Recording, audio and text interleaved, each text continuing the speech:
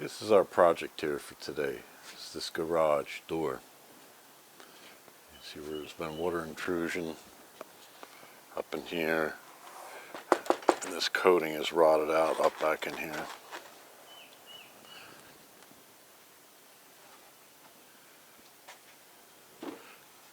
The whole bottom track is shot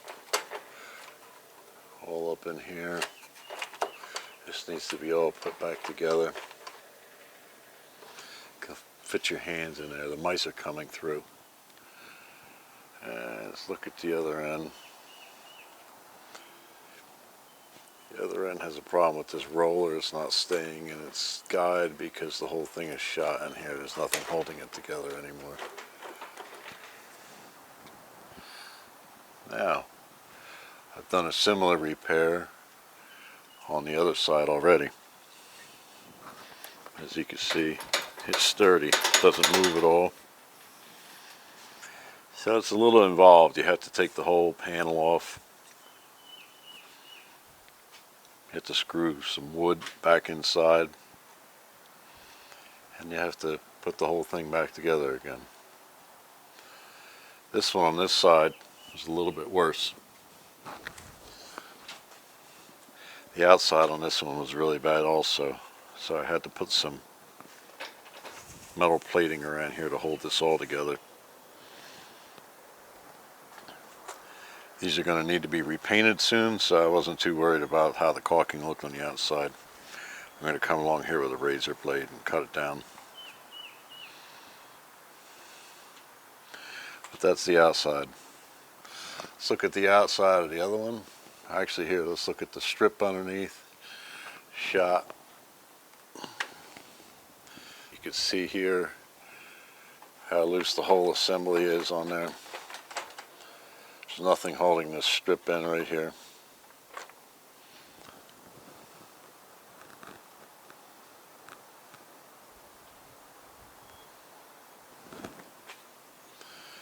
This edge is rusted out right here. And the whole piece. Get it down a little bit further.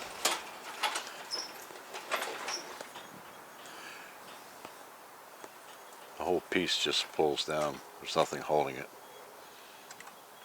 What did hold it up inside of there is gone now. So we have to replace that. I believe this handle's okay. I don't have to go through the rebuilding process on the handle. But yeah, this side's all shot out also. So that's our task for the day. Let's get rolling. When you're working on garage doors, safety is the #1 concern. Garage doors are heavy. In my experience, I noticed that the older they are, the heavier they are. My garage doors are old.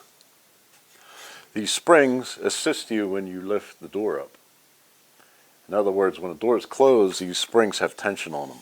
These are extension springs, which means they pull when the door goes down, and then when you lift the door, they assist you in lifting the door up and they compress. The key to dealing with these is to lift the door up as far as you can, which is going to allow all the tension to come off the spring. At that point, you can come back to where the pulley is and release the pulley from the end of the spring. Before you do that, you have to make sure that the garage door is not going to slam down on you when you take the tension off the spring, and however you're supporting the door is removed. So you put C-clamps in here, metal C-clamps, the old style clamps we used to use back in the day, and I still do now when I weld. That's going to keep the door from coming down past the point where I want it to, and it's going to let me work on it.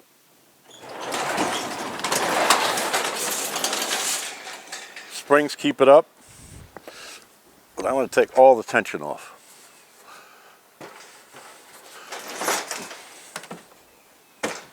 Two by fours got it up as far as it'll go, and it's wedged in there, so it's not going to come down.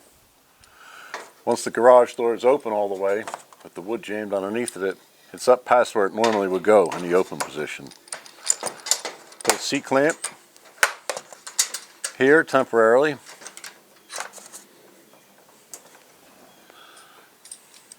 I'll put another one down here.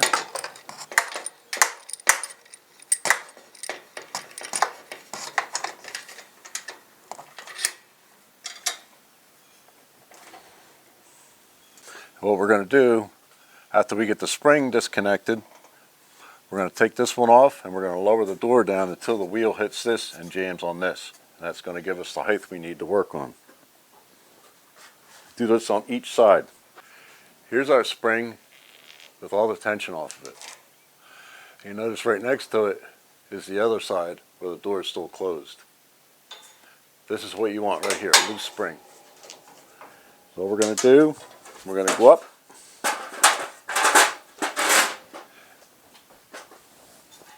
And on my garage doors, because they're so old, they're easy to disconnect. You just come up like this. And boom, off you go. And then you're down. Here's the pulley.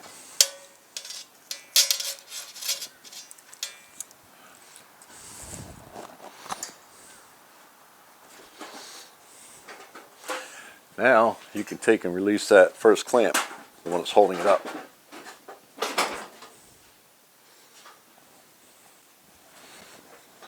It's not going to want to come down right now because we still have the wood jammed underneath the outside.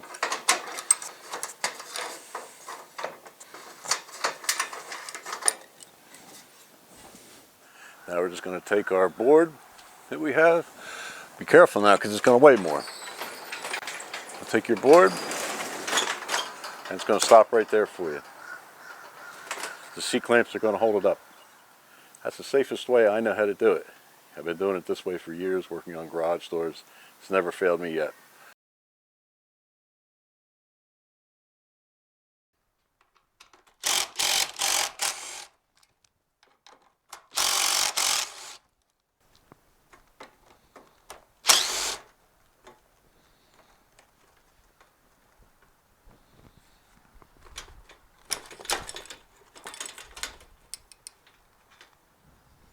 Nothing there on the bottom. Pretty much all rusted out. The other ones are okay, but that last one's rusted.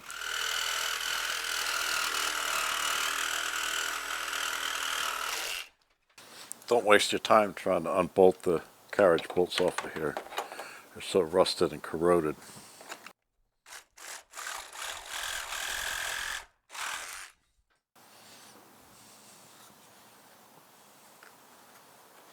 Just cut them off.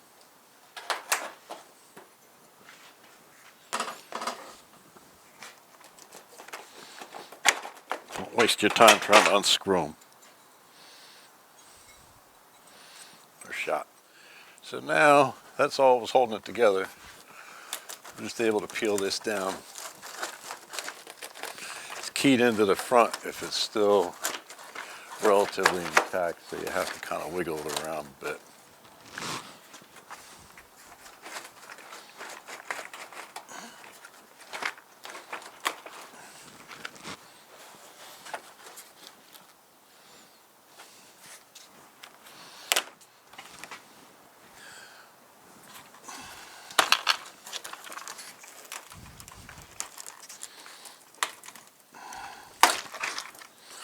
Comes down just like that. Sometimes it's going to break on you.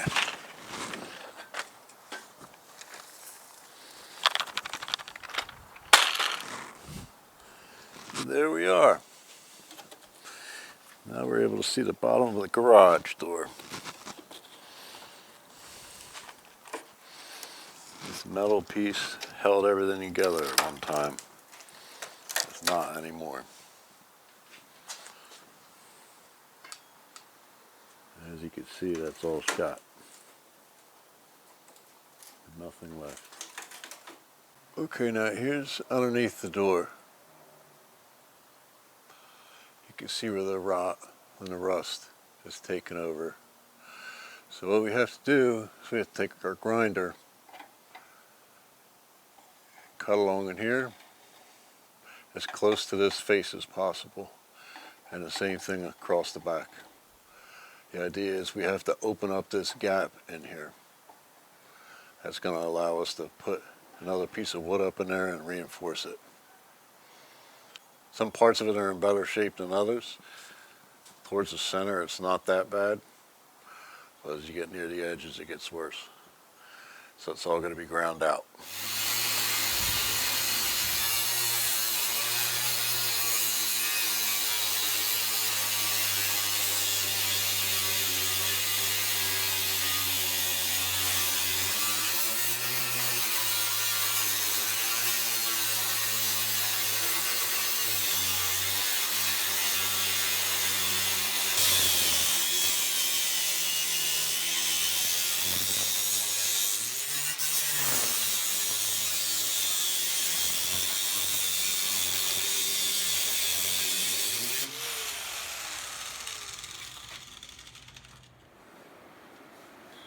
So after grinding, the panels should just come down.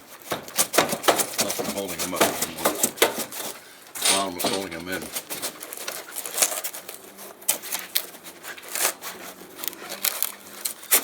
Hopefully there's not so much glue on this one. The other one, the insulation really got messed up.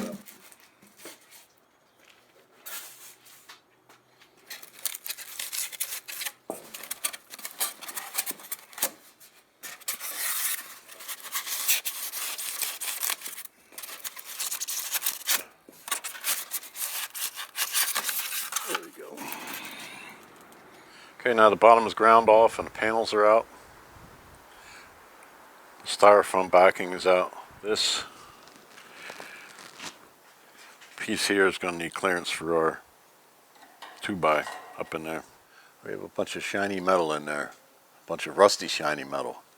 So while we got it all open, we might as well hit it with some of this before we close it back up again. Now there was a reason why I was saving that old pizza box. It's just fine for this.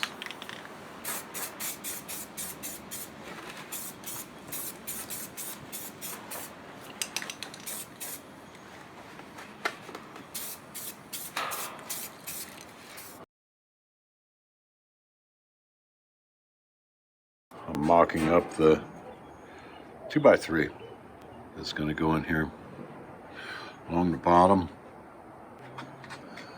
and in the end. So what this 2x3 is going to do is it's going to support the bottom of the door all the way across, which is what the garage door didn't have before. It was lacking the support. The next step is to take this piece that came off the bottom. We have to get the old disgusting rubber seal off. We have to clean it up. It used to be wire wheeled. I don't know what that nasty white stuff is, so I'm going to be wearing a mask for sure on this outside. Okay, so it's the next day, and this is the channel that goes underneath the garage door. I spent a lot of time on this yesterday cleaning this up. Specifically these two end pieces right here. See that little groove that goes up through there? It goes out the 8 feet of this piece. We have to get the weather stripping for the bottom of the door up in there, and if these little grooves aren't clean and ready to accept that, there's no way of threading 8 feet of that weather stripping through there. So I spent a lot of time, a lot of energy trying to get that clean. Again, this piece is bent and broken, it's cracked in the middle. It's not really relevant because it's going to be screwed up to the bottom of the 2x3 underneath the garage door. What we're going to start with today is we have to get this insulation back in. We have to put it all back up in here. Not a big task. We'll get right on it. Put some of the foam insulation back in the door. I've cut a piece of plywood that's going to go up behind it. This is nothing more than Lawan plywood underlayment.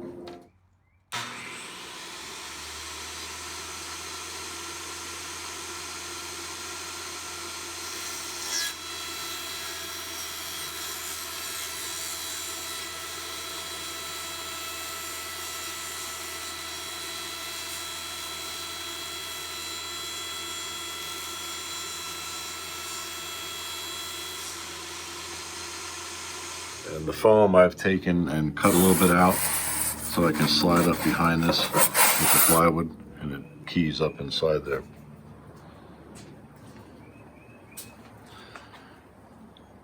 Okay, let's see if this works. All I'm going to do to get this the rest of the way up is just pry it a little bit. Hit it on the bottom with a mallet. Rubber mallet. Okay, now the next step is putting the bottom back on the garage door. I have clamps holding the metal piece back on there, that channel. Try to get it located, and you go along and you screw into the bottom of the 2x3. That holds that. What the clamps are trying to do is to keep it centered and pretty much tight so I can drive the screws up and have it in the right position.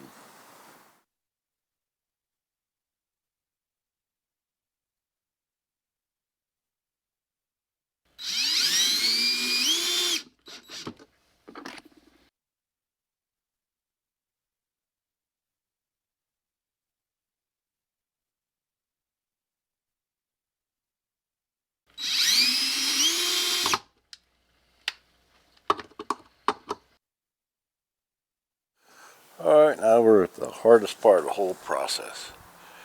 Trying to get this threaded through here.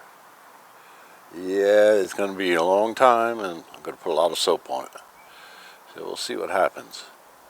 See how long it's going to take. That's why I spent as much time as I did trying to clean that track out so I can get that threaded through there. See a hair dryer in my future, because this one's plastic. It's not even rubber. I don't really like it. I got it at the big orange box store. I anticipated it was going to take a little bit of time, but it was only 2 hours. I got it done. Used a spray bottle with soapy water in it and a hair dryer to make it pliable. The end got kind of mangled when I was pulling it with channel locks, but it's in there now. We're good to go. Move on to the next thing. Okay, here's a look at the finished door. I ran a bead of caulk down between the bottom channel and the skin of the door. Stainless steel screws hold the skin to the 2x3 on the inside. Had to put a little bit of extra caulk in this corner here because it was rusted through. But like I said, it's going to get a coat of paint and you won't see that. You won't see the screws. They're so obvious now. Pretty solid. Looks good. Let's look at the inside. There's a little bit of caulk on the inside I put here. Stainless steel screws again hold the channel in. Carriage bolts hold the handle. Biggest part for me is that it's reinforced all the way across the bottom. These corner brackets hold the wire that leads to the springs. It holds the whole door up, and the metal is all rotted out. So those brackets are screwed into the 2x3, which is going to allow the door to stay up.